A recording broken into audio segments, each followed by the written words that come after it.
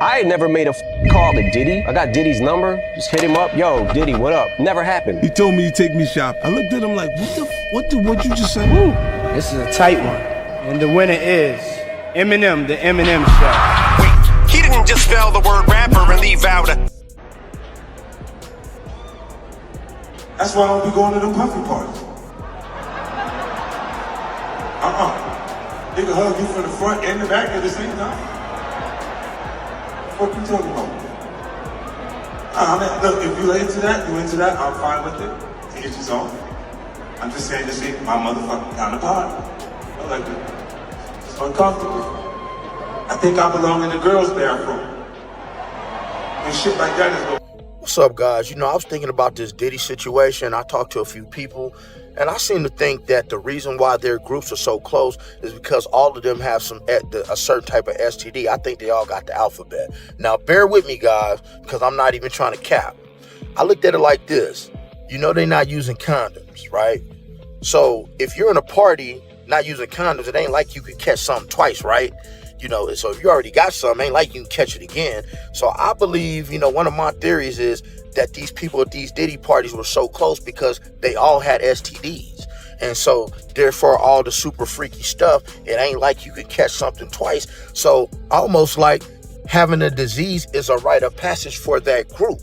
You understand what I'm saying? And I also got a video of Diddy that I'm going to post in drag, full drag, dress, makeup, lipstick, and a wig. This stuff has gotten out of hand, but let me know in the comments. I also didn't go to those parties. Yeah. So a lot of the celebrity culture that you don't hear saying anything is because they participate. So.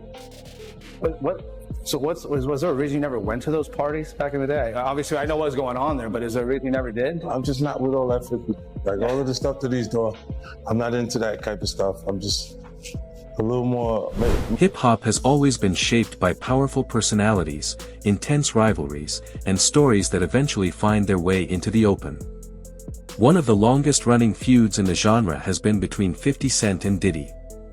What started as quiet competition between two major figures from New York slowly grew into nearly 2 decades of very public tension, with 50 Cent taking shots at Diddy whenever the chance presented itself. Recently though, things have moved well beyond social media jokes and trolling. 50 Cent has suggested that he has first-hand knowledge of what allegedly went on at Diddy's private parties, hinting that several high-profile celebrities were involved, and those hints have triggered serious reactions across the entire industry. The origins of this conflict go all the way back to the early 2000s, when 50 Cent was recovering from being shot 9 times and had been dropped by his label, forcing him to make money through ghostwriting. He later revealed that one of the verses he wrote ended up being used by Diddy on GEP's track, Let's Get It. Although the two never worked together directly, that connection placed them in the same world and quietly planted the seed. 50 Cent was rapidly establishing himself as one of hip-hop's most fearless and outspoken voices, willing to go after anyone who crossed his path. Diddy was frequently in his crosshairs, but their conflict always felt like it went far deeper than a typical rap rivalry. There was a clear and unmistakable sense of genuine mistrust behind everything 50 Cent said. Rather than keeping quiet, 50 Cent leaned into the tension and used interviews, Instagram, and his own television platforms to openly mock and challenge Diddy. At times his comments were laced with humor, but more often than not they carried a far more serious edge, questioning Diddy's behavior, tearing apart his public image, and repeatedly highlighting what 50 Cent believed was a massive gap between the polished persona Diddy showed the world and who he actually was behind closed doors. And it's like all of Puff's problems are coming from the ministers touching little boys. What you mean? The laws are the way they are because Because of the priests. The priests touching little boys. Yeah. Oh. Why are we looking at me, bro? I just go to church. I just go to church, right? I have nothing to do with this. I have an alibi. That's why the law is allowing you to go that far back. Turn away from you right there. I'm just a Catholic kid. Why? You've been dead with No. What's the body of Christ taste like? It's sacrilegious. You can't do that. He's like, yo, drink my blood. Yo. So it is crazy when after 20 years they come out. That shit is foul. But with Puffy, you were the only one saying anything for decades. Yeah, because we had our own little thing. But you were the only. Everybody else is scared. Huh? But everybody else is scared. So you think maybe this is a similar thing where everybody else is scared? I don't know what it is. Yeah, I'm just asking. I think that they're scared. But if they're scared, But then maybe you've that's been why I'm thinking. insinuating Jay-Z a little bit. Yeah. Like you've been saying people gonna come for him a little bit. No, You've been I thought he would do funky stuff like the Super Bowl. Like it was not okay for me to be at the Super Bowl. Oh, he tried to cut that. Yeah, he didn't want me to. Well, they worked to make like there was an issue with me in the NFL that doesn't exist. So he did the corporate way of trying to keep you down. Oh, it's not me, it's them. It's them. And then when M says he's not gonna do it if I'm not there, then let's go. Yeah. Yeah. You know. That's what I'm what's talking your about, and Jay's issue? It's just competitive stuff. It's really just competitive. This is what I'm saying. When it gets past actual art, like actual music, and you're trying to block something that's in business, then it feels weird. It feels like we should be having beef. Oh, okay. So I that's can the see behind the scenes thing that we don't see. It's one thing when there's like people talking about each other in music, but there's behind the scenes business deals that a guy is getting involved with on the side, and it's not like you're gonna go public and be like, they tried to stop my vitamin water. Yeah, or this deal, and you go, he said that to you, like. Oh, okay. wow. I get that. Like they'll speak to your temperament. Like say, you know, 50's a little crazy. He'll say anything. You see what saying anything did to Kanye. So they're trying. He later announced plans for a full documentary series focused entirely on Diddy and the growing wave of accusations surrounding him, making it crystal clear that this was far more than a social media moment. It was a deliberate and calculated project designed to pull back the curtain on one of the music industry's most powerful and protected figures. By May, 50 Cent had already sold the rights to Netflix, guaranteeing that the story would reach a massive audience across the entire world. To a few of this morning's other big headlines. Starting with a bombshell announcement amid the mounting lawsuits against Sean Diddy Combs, Houston rapper 50 Cent announced yesterday that he's the executive producer of a docu-series about the assault and allegations against Combs. The series will also discuss trafficking and racketeering charges Combs is facing. The series is expected to make a premiere on Netflix. Something huge coming up, a documentary about P. Diddy, Puff Daddy, P. Diddy. Yeah. Did he do it, right? Yeah. I know He did it. you've been heavy on social media talking about it. He did it. And I'm the only one who's been vocal about this long before it actually. Puffy was playing with your booty in Miami. You know it was in Miami. Says things, he doesn't even know what he's saying is like fruity. But I also didn't participate. I also didn't go to those parties. Yeah. So a lot of the celebrity culture that you don't hear saying anything is because they participated. So was there a reason you never went to those parties back in the day? Obviously, I know what's going on there, but is there a reason you never did? I'm just not with all that freaky shit. Like all of the stuff that he's doing, I'm not into that type of stuff. I'm just a little more, maybe you could say basic. Do you think she knew what he was doing? I believe she knew he was doing the freak-offs, but do I believe she knew he was allocating different monies to different places and which way it was going, which offshore accounts, which Swiss banks accounts, and all that shit was going in? Nah. I think she just was enjoying the fruits of the labor. But why you believe she knew about the freak-offs? Because one of the witnesses said she was there. And do you remember this, bro? Check it out. People tell off on themselves so much, man, and I don't understand when people don't catch it. Diddy has said this. He said, when I give a party, I have to have an ambulance outside of the house. Paramedics ready. That people have to take IVs. Remember the time that him and his mama kissed each other on the lips? Yeah, I remember that video. Do you remember that both of them was getting an IV at the same time? Yeah, I did notice that, yo. That's from the Diddy freak-off party. And I'm gonna say alleged. So let me ask you this. You knowing her in that day, you knowing her perfectly, Is she the kind of person that, will be a part of a free girlfriend? I think that she liked to party, and she partied with young people. She's always been like that. But to get back to this lawsuit, right, Lil Rod, he also alleges that, Diddy, he will grope his genitals and he will grope his anus. My man, I didn't understand that one right now because his anus is your asshole. His genitals is his nut.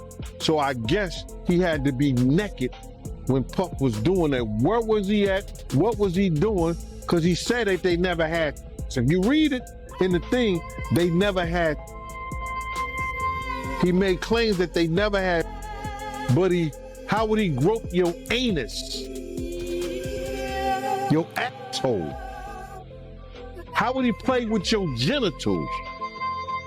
Yeah, it don't make sense. I mean, it don't make sense. How you wake up butt the F naked with two other men in the bed with Diddy and nothing happened? I think he was just trying to save face, man. But do you think there's a possibility that he meant that, Diddy will grope his, butt, instead of anus? I mean, because I'm trying to figure out how does that work, somebody groping your anus. You're going to say your butt. The lawyer would say, what do you mean? He would say, my butt cheeks. There's a such thing called butt cheeks. Your two cheeks. He said anus. The anus is the asshole. How did he get that far? Lil Rod, you gotta say no to Diddy something. No, that shit ain't funny, man. But you gotta say no. God, too much. So from you reading the lawsuit, right, you feel like he had a relationship with Diddy? When me being a former investigator, I think Lil Rod was trying to save face on certain things, that he had somewhat of a relationship, or he was doing some things with Diddy that he didn't want to really come out in that fashion. Because there's no way that he gonna wake up and his anus is hurting and his genitals is all over the place and he's in the bed after being drunk or drugged and saying nothing happened. And you think that Diddy gonna be in the bed with 3 other men and nothing happened? It doesn't sound logical. If we're reading and believing what he said in those papers. If you woke up in bed and you was drunk or intoxicated on ecstasy, on whatever drugs that they put in there, roofied you or whatever, and you not feeling right, something is wrong. Wouldn't you say? Something is wrong. During the assault has had lasting effects on my body, causing ongoing health problems and complications. The combination of physical and emotional pain has created a cycle of suffering from which it is so hard to break free. I want to continue on this journey towards recovery and healing. I'm glad that he is locked up, but that's a temporary feeling. For now, the situation remains unresolved, but 50 Cent continues to insist that a list of names exists and that it will eventually be made public. When Diddy's trial came to a close, he was acquitted of the most serious charges including racketeering and trafficking, but was found guilty of transporting women for prostitution. That outcome led many people to believe that at least some of the long-standing rumors surrounding his private life contained real elements of truth. For 50 Cent, the verdict became a significant turning point.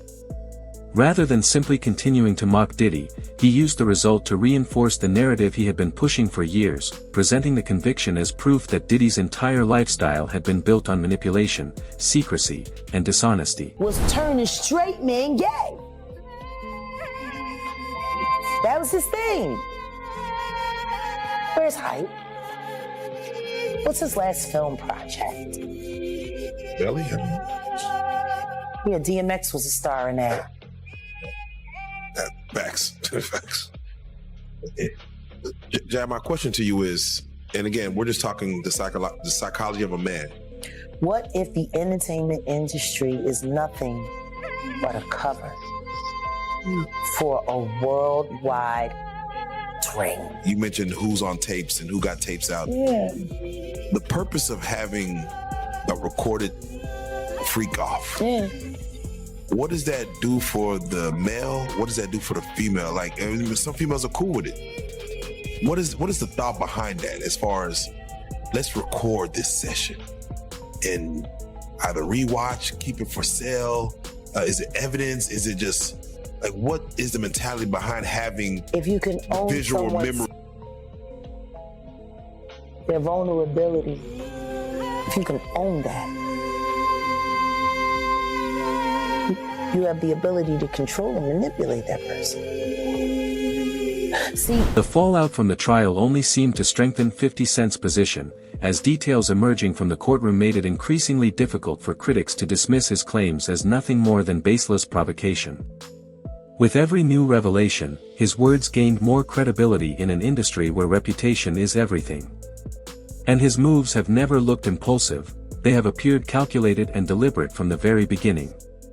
By connecting Diddy's legal troubles directly to his Netflix documentary, 50 Cent has managed to keep the conversation alive long after most news stories would have faded.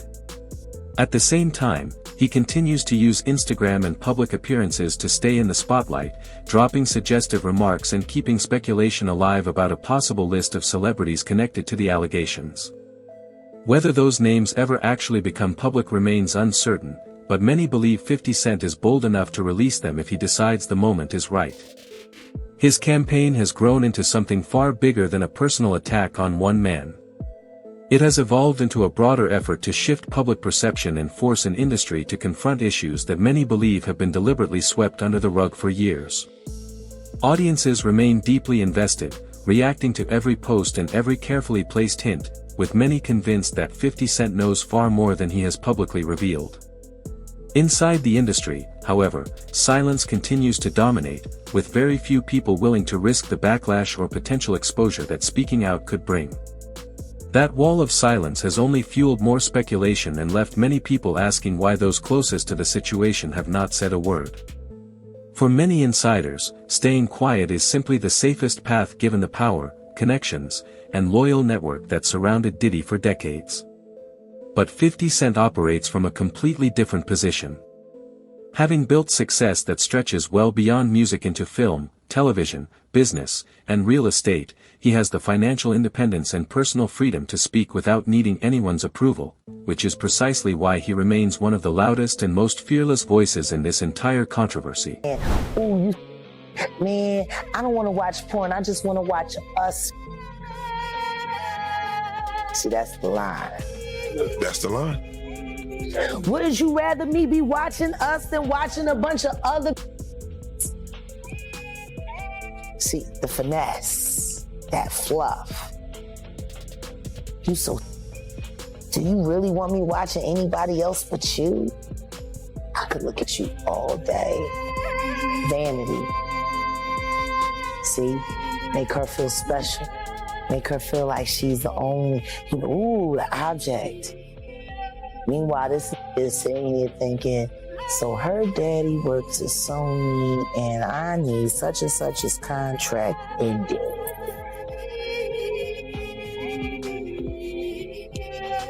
Does it also work this way for men? Absolutely.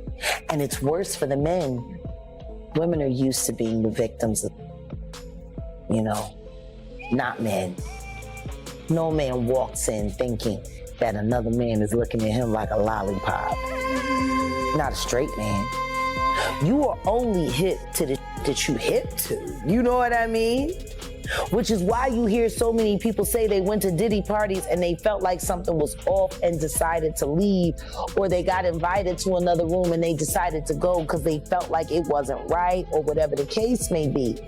He was literally walking in there not thinking.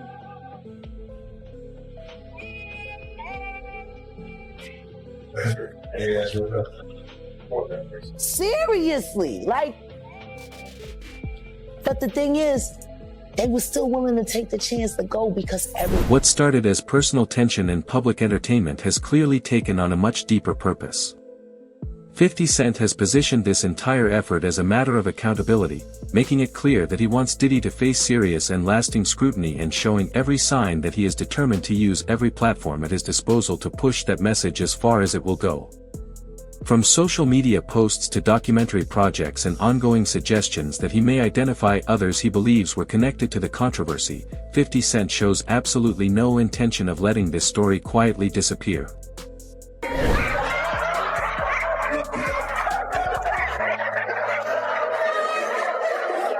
Yeah, no, it was just so excitement. There's so much excitement that there was no reason for me to put something in our drink.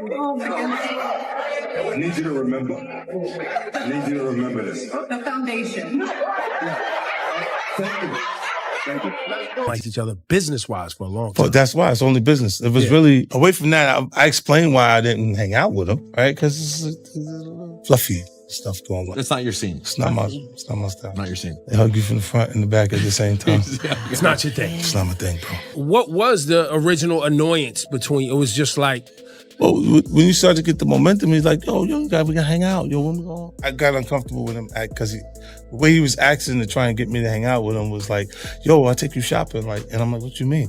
Like, that's something you say to a woman you're attracted to, maybe. Right. At Chris Lighty's wedding, he told me he'd take me shopping. I looked at him like, what'd you just say? It's just weird, bro. Like, and now you start to see a lot of the weird stuff that was there. It looks like it all lines up, don't it? It was not in the closet. It was in front of you, and you wasn't seeing it because you see the beards, or you see the girls. So you didn't look at them the way it actually is. The conflict between 50 Cent and Diddy has stretched across nearly 2 decades, but it has now grown into something far greater than personal jabs, humor, or public criticism. 50 Cent has made it known that he possesses information involving celebrities who were allegedly affected after attending Diddy's private gatherings, and he has shown a clear and unwavering willingness to bring those claims directly into the public eye. With a Netflix-linked documentary series reportedly in development, what once looked like a long-running personal feud has now taken on a much larger and more serious public dimension, raising the stakes and significance of this entire situation to a completely different level.